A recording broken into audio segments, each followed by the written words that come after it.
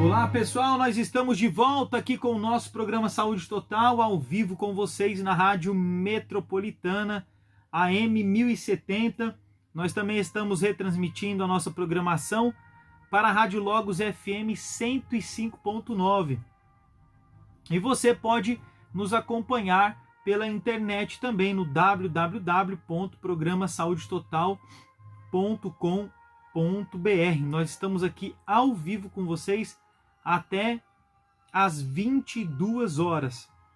Isso mesmo, até às 22 horas aí, abençoando muitas vidas, saúde física, mental e espiritual. Isso mesmo, saúde física, mental e espiritual. E estou muito feliz de poder estar aqui com vocês compartilhando este assunto tão importante.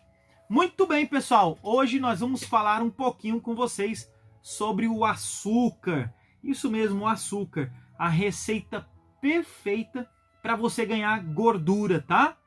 Você sente dificuldades para parar de comer doces, sorvetes, né? Cupcake, brigadeiro, entre outras guloseimas aí, né? E como fica a balança depois? Você já parou para pensar nisso? O açúcar pode ser prejudicial para a sua saúde, inclusive para o seu peso. O consumo dele pode ter efeitos nocivos aí sobre o metabolismo, causar inflamação e contribuir para todos os tipos de doenças, tá? O açúcar, sacarose e também xarope de milho de alta frutose contém duas moléculas, glicose e frutose. Glicose é absolutamente vital para a vida, tá? Aliás, é uma parte integrante aí do nosso metabolismo. Os nossos corpos produzem e temos um reservatório constante de glicose na corrente sanguínea. E cada célula do corpo pode usar glicose para obter energia. Se não obtemos glicose da dieta, nossos corpos produzem o que precisamos de proteína e também de gorduras.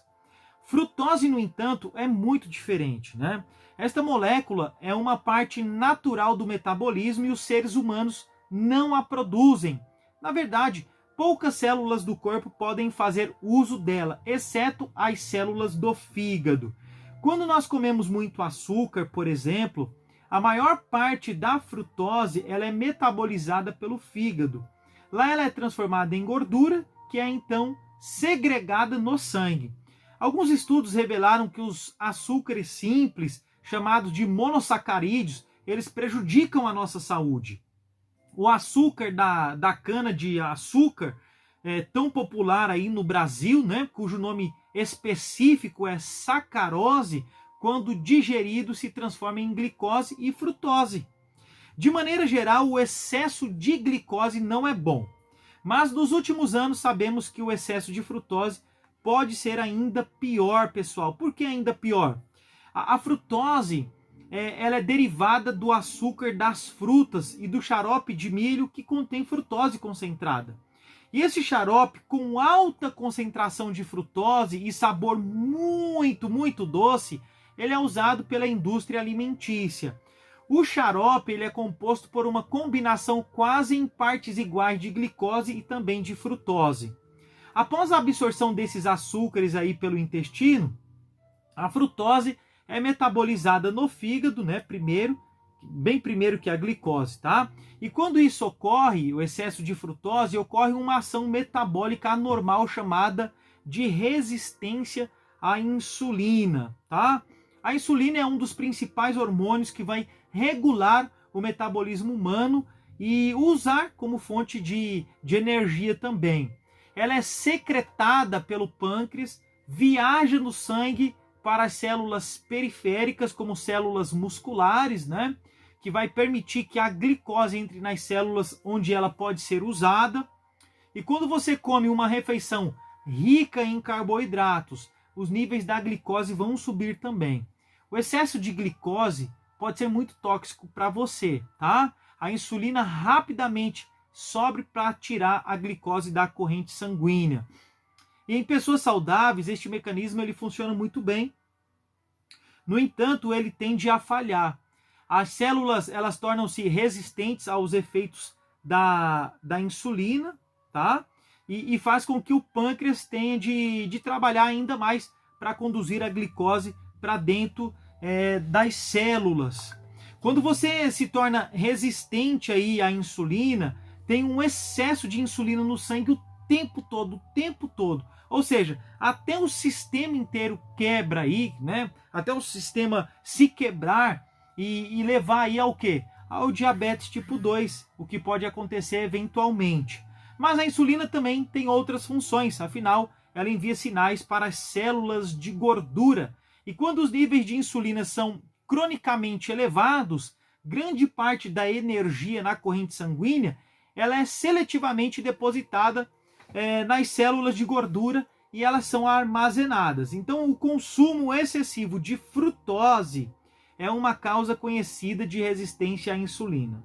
Nisso, o corpo tem dificuldade em acessar a gordura armazenada e o cérebro começa a pensar que está com fome. Ou seja, isso impulsiona você a comer demais, aumentando as chances de você engordar. Então, consumir muito açúcar aumenta cronicamente os níveis de insulina no nosso sangue, que seletivamente deposita a energia dos alimentos em células de gordura. A frutose também, ela causa ganho de peso por seus efeitos sobre o hormônio chamado leptina. A leptina ela é secretada por células de gordura. E quando o cérebro sente o aumento da leptina, ele vê que temos bastante gordura armazenada e que não precisamos comer mais. Este é o mecanismo que faz você sentir saciedade e comer menos, né? Quando há muita gordura nas nossas células de gordura, o que vai prevenir a obesidade. Mais gordura igual o quê? Mais leptina igual a energia suficiente. Então não precisa comer, simples assim. Porém, pessoal, o aumento da leptina também nos faz liberar mais gordura estocada e a taxa metabólica também ela pode aumentar, né? E esse seria o funcionamento correto do hormônio. Mas se o cérebro se torna resistente à leptina, então este processo regulador ele não vai funcionar. Se o cérebro não vê a leptina, ele não vai saber que as células de gordura elas estão cheias. Ou seja, não haverá qualquer sinal para dizer ao cérebro que ele precisa parar de comer. É assim que a resistência à leptina nos torna gordos, tá? O cérebro pensa que o corpo está morrendo de fome e nos faz comer mais e queimar menos calorias. É por isso que a maioria das pessoas não pode simplesmente comer menos, mover-se mais e viver felizes para sempre. Temos de nos livrar da resistência à leptina para que o nosso cérebro veja toda a gordura que nós guardamos. Então, uma dieta rica em frutose pode causar a resistência à leptina. A frutose aumenta os níveis de triglicerídeos no sangue, o que bloqueia o transporte de leptina do sangue para dentro do cérebro. E o excesso de açúcar vai interferir na regulação da gordura corporal, fazendo o cérebro pensar que ele precisa continuar comendo, tá? O corpo e o cérebro, eles vão regular a ingestão de alimentos e envolve múltiplos hormônios e circuitos neurais também. Há uma região do cérebro chamada de hipotálamo, onde todos esses sinais eles são interpretados. Além disso, é onde a leptina funciona no cérebro, juntamente com vários neurônios e outros hormônios também. Um estudo publicado em 2013 examinou os efeitos da frutose e da glicose sobre a saciedade e a ingestão de alimentos. E a bebida adocicada com frutose, apesar de ter as mesmas calorias que a bebida de glicose, não aumentou tanto a saciedade. Outro importante hormônio é chamado grelina, é o hormônio da fome. Quanto mais grelina, mais fome sentimos. Outro estudo mostrou que a frutose não reduziu os níveis sanguíneos de grelina quase tanto quanto a glicose. E estes estudos eles sugerem que a frutose ela não faz você se sentir completo após uma refeição da mesma forma que a glicose, mesmo com o mesmo número de calorias. Isso não se aplica a frutas inteiras, né? Que são alimentos reais, com fibra, uma baixa densidade de energia, tá? Afinal, as frutas são uma fonte relativamente pequena de frutose na nossa dieta, tá bom? Então as frutas não vão se incluir diretamente naquilo que nós estamos falando para vocês. No centro de recompensa do nosso cérebro, ou seja, açúcares são estimulantes do nosso cérebro. Pode levar a comportamentos, a alterações neuroquímicas, né, que se assemelham aos efeitos aí de drogas como a nicotina e também a cocaína. É isso. Em um grande artigo de revisão que foi publicado em 2008, os pesquisadores examinaram as evidências do potencial aditivo do açúcar. E a evidência é muito forte de que o açúcar é viciante.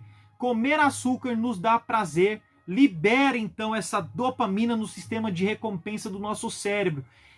Especificamente em uma área chamada de núcleo, né? E isso pode nos afetar. Aí a dificuldade para parar de comer doces, apesar de consequências físicas negativas, mostra que algumas pessoas já estão viciadas no açúcar.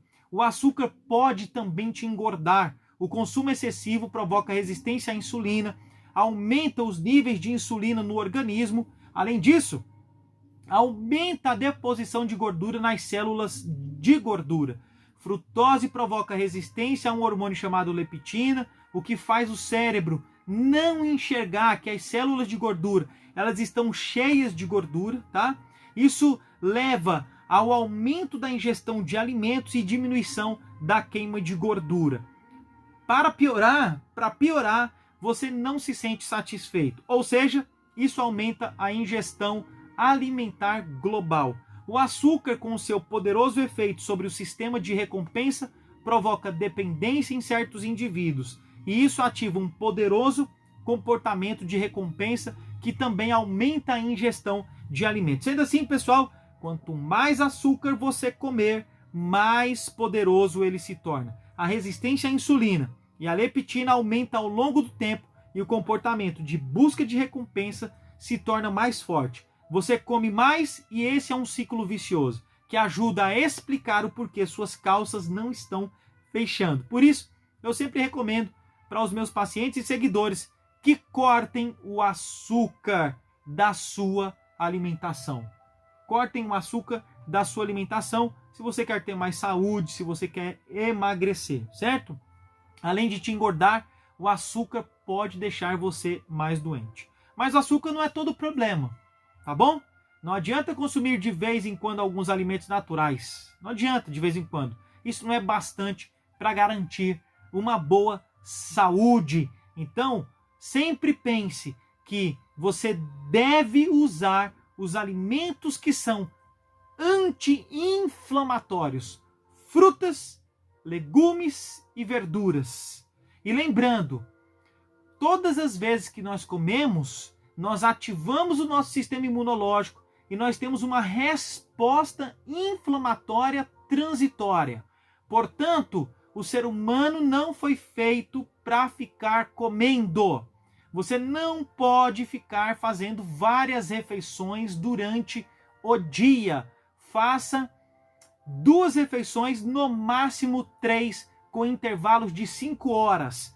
Sua última refeição deve ser no máximo às 18 horas. O nosso corpo não foi projetado para ficar comendo de noite também, tá bom? Então fique ligadinho nessas dicas que são fundamentais para você.